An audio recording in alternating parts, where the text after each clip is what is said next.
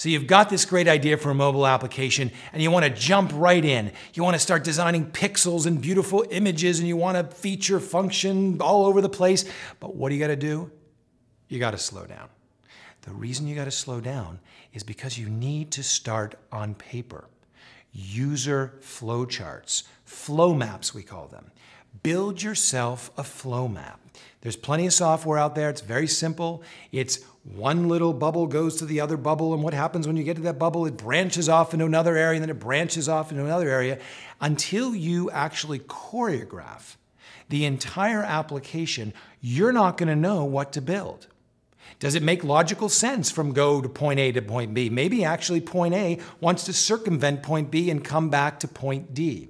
You won't know that until you actually flow map or flow chart out the entire application.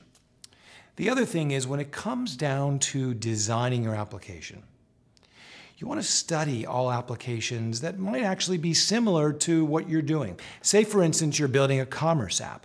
Look and study and play with and test every single commerce mobile application out there. How does the user experience flow? If you're actually trying to sell something, if that's the application's goal is to actually get people to sell product, look at some of the most successful applications out there. Where do the buttons go? How do you feature the product? Where do the user profile pieces go? Is there a user profile? Make sure you study patterns. You'll see if you break down any application, it'll actually be sort of like a geometric chart.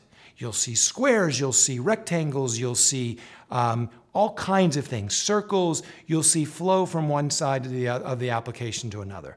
But make sure that you understand the pattern because human minds work based on patterns. Get your pattern, lock in on it, and once you've got your flow map and your pattern, you're ready to go.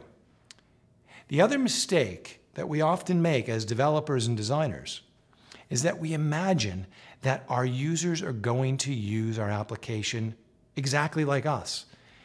Not possible. Everyone has a different experience. Everyone has a different level of dexterity. Everyone uses 2 thumbs, 1 thumb. They put it in their pocket. They keep it under in their laptop. Who knows how they're going to use it? They might be doing it in the car. Let's hope not, but maybe they will. They might actually be walking down the street and using the application to buy a pair of new Louis Vuitton shoes. I wouldn't buy them because I don't wear women's high heels, but who knows? That person is. I'm a guy. I don't use applications to buy shoes. They might. So make sure you ask yourself the question, what would that 35 or 40-year-old woman do? How would she use my application to buy a brand new pair of Louis Vuitton shoes? Make sure you take the time, slow down, map it out in a flow chart, understand the patterns of other very successful applications, and then put yourself in the shoes of other people who are completely unlike you and imagine how they would use your application.